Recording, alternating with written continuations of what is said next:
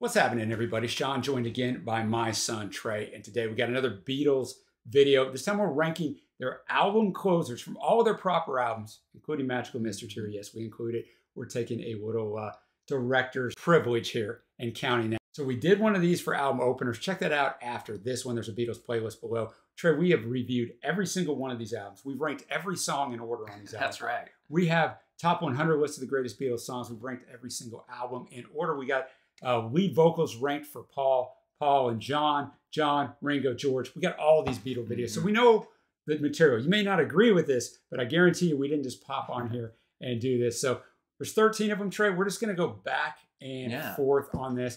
I'll start out. I will say this. The openers, I thought, were much stronger as a collective list. I'd agree with you. I feel like half of these were like, okay, this is a clear bottom tier. Yeah, it was just kind of like, where do you want to put it? Which was strange because back in the time, you said in the LP era, it's kind of like, what do you start the album with and what you end it with is so important. But I guess when you're the Beatles, you just don't really care. So number 13 for me, Dizzy, Miss Lizzy, a Lennon song. You make me dizzy, Miss Lizzy, the way you rock and roll. I don't really like it. You know, I think on the opener, it's my number. It's in last place for me too. So. It's just one of those things where even the 13th song in the openers, I liked. It was a really good song. This song is just, it's like they ran out of steam and threw this on here. I don't have a lot to say about it. Yeah, I don't really either. You know, you have them leaning into that kind of 50s rock and roll type of which sound. Sometimes works. Dizzy, Miss Lizzy, and you know, it's a cover as well, which I think. Kind of, maybe, I don't know, holds it back a little bit.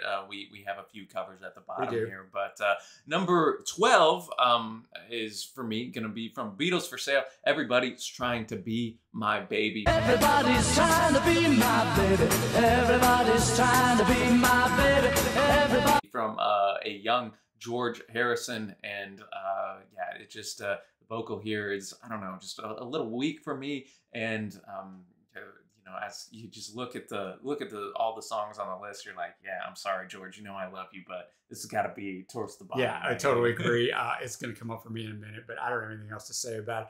My 12 from With the Beatles, Money by Lennon. That's what I want. Kind of the same thing as with Dizzy, Miss Lizzy. It's fine. I don't dislike the song, but it was an easy bottom for me. Yeah, it's my number 11 right here. Hey, that's what I want. I do want some money, but maybe not this song. Good vocal performance still from John. Yeah, no, definitely that early Lennon vocals are tough to beat. But again, another cover. You know, I docked it a little bit for that as well. Yeah, and so my 11 was your 12. We're very close. We do not sync up our list. Everybody's Trying to Be My Baby by Harrison. Number 10 from Rubber Soul, an iconic album, but Run for Your Life by Lennon. You better run for your life if you can, little girl. Hide your head in the sand, little girl. Catch you with another. Yes, it has troubling content in it.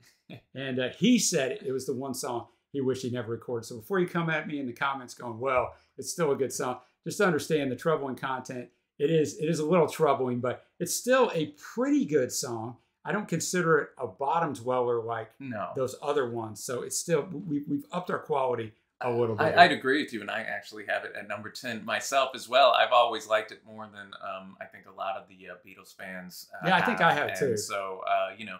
The energy again, early John and the energy. We're kind of middle John here, but the energy. No, definitely, and you know, taking a little from the King, Elvis Presley, on this track as well. But that'll go now to my number 9, taking it to A Hard Day's Night with I'll Be Back.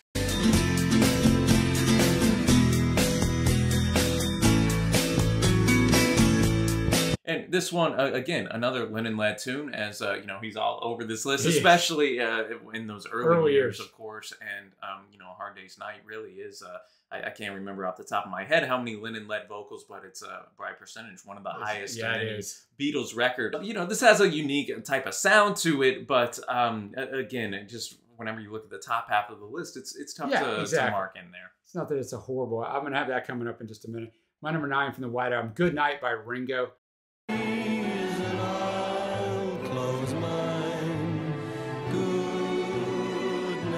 It's a well-written song. I wish John would have. John basically wrote. I wish John would would have sang it. No shade at Ringo, but I like it a lot more than a lot of Beatles fans. I know this song takes a lot of heat, but I had that at number 9. My number 8, Trey, is "I'll Be Back" by Lennon. Well, and my number 8 is "Good Night." So it's crazy how close we are on these. We do not, like I said, try to sync them up. Yeah, cheers to my guy Ringo for his soul closer right here, and obviously, ends and wraps up the White Album. I think on a pretty note with the lullaby right there. But now, Dad, we are going to number 7, kind of halfway through the list right here, and I noticed we have the same number 7 on this as well. Were you peeking on my list or something? I did my list first, man. You put yours on here afterwards.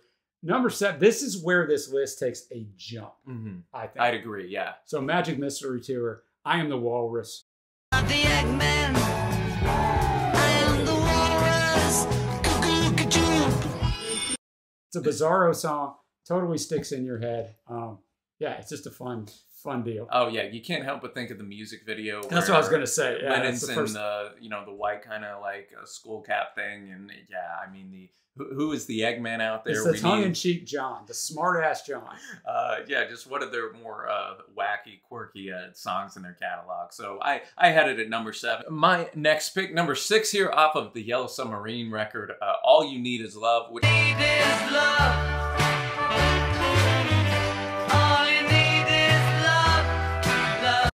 also closed out the Magical Mystery Tour LP. I know it was released as an EP over in the UK, but which is where we get "I Am the Walrus." Yeah, over here the singles were on the second side. So before somebody tells us it's what closed, not the proper one yet. So again. I've seen some increased hate, ironically enough, for this song. I think really? Online over the years, but I still think it's an epic, song of that era. Right? Again, I can't help but think of them in the studio where the Stones and that big audience was right, singing it all together with each other, and even if the ethos maybe isn't doable, hey, maybe we need a little more than just love. It's still a very catchy and a strong tune. Yeah, that's a good thought too. First satellite live, worldwide live performance, and John was scared to death. Great story on that. Go watch our review of it. It's going to come up for me in just a little bit. Trey, I have got a song that I know you love, and I'm looking at your list. Yeah, you'll have it coming up in a little bit. From Please Please Me, Twist and Shout. Twist and shout, twist and shout. Come on, come on, come on, come on, baby, now. Come on, baby. That epic one day of recording. It's the very last song they did. John had to drink some milk to help his throat. I'm not really sure the doctors advised that, and I think you actually should stay away from it.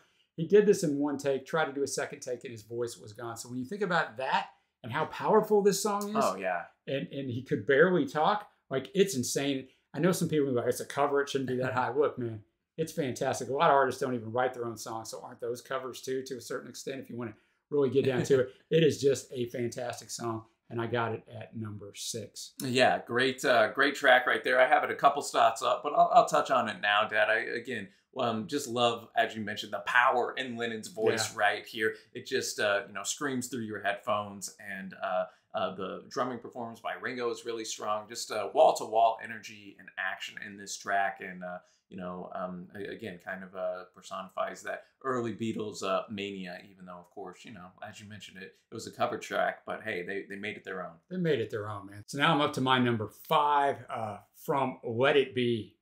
Get Back. Get back to where you once belonged. Get back, JoJo. Mr. Paul McCartney. And that is my number 5 as well. So we do not have much that is different. Just a fantastic song. Much like the opener to Let It Be, to come together. It's this anthemic, get back, get back. Oh yeah, you have Paul on fire on those vocals, and I mean, if you watch the Let It Be documentary, right? You heard this song from its origins in the beginning, and it is like insane. 800 takes of it, but I enjoyed every one of them because it is such a strong song. Insane how he crafted. We've got a 25 things we liked or found interesting about that up on the channel on that documentary. You got to check that out. Yeah, and my number 4 already touched on. Please me, Twist and Shout. And my number 4, All You Need Is Love by Lennon. Already. All right. So Trey, we got the top 3. The top 3 was where it was like, Okay. Yeah, this was really difficult. This was difficult because you know, 3 of my favorite songs in their entire catalog. So it's like, how do you do it, man? How do you do it? But I'm going with Tomorrow Never Knows. Turn off your mind, relax and float downstream.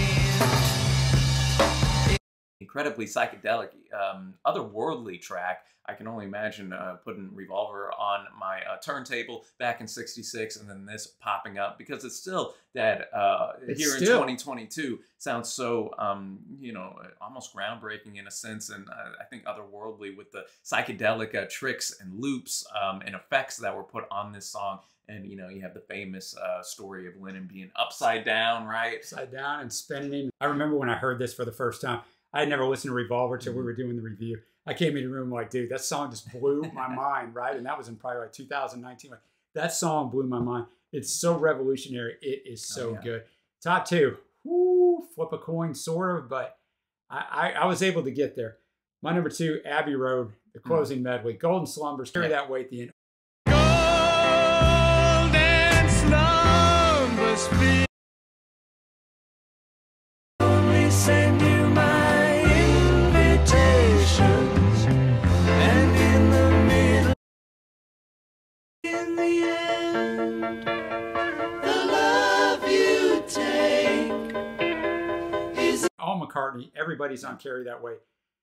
One of the greatest just second sides of any album, the greatest like See You Later that I've ever seen. But it just puts a smile on my face. We got to see Paul do this live a few years ago, but it just puts us, it's so good. And I think on Carry That Weight, just something that where, you know, they'd gone their separate ways and had issues, but on Carry That Weight, it was like, we're the only 4 that can understand. So we're still together in this. And so I just thought, and then the end, obviously. Oh, yeah. And having, you know, George, Paul, and John be able to play their mini guitar solos in that. And, you know, just the, from starting with Golden Slumbers. The power. And maybe my favorite McCartney vocal performance in that chorus. Golden.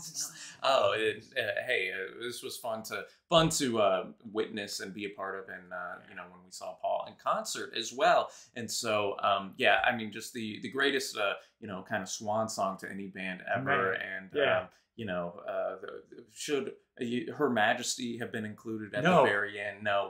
If you want to get real technical, no way, man. It was supposed to be in the middle of the suite. 23 seconds, get it out of there. It's fine, it's there, but I don't consider it the end. No. I don't consider it on there. That means, Dad, we have the same number 1, which I think, you know, a good majority of the people commenting might have at number 1 as well. I don't know. I think more people have Golden Slumbers. I'm going to be curious about that. Yeah, that will be interesting to peep in the comments. This song was also number 1 in our top 100 as well. You just gave it away. Go watch it anyway. Look at Trey. We have A Day in the Life, of course, from Sgt. Pepper's Lonely Hearts Club Band.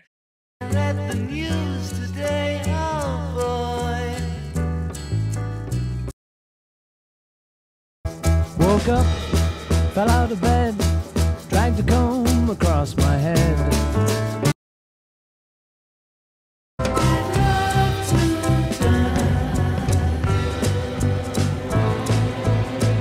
Lennon with McCartney here. McCartney doing that middle 8 portion, waking up, getting out of bed, drug a comb across his head. Yeah, you got to do it, man. You got to do it.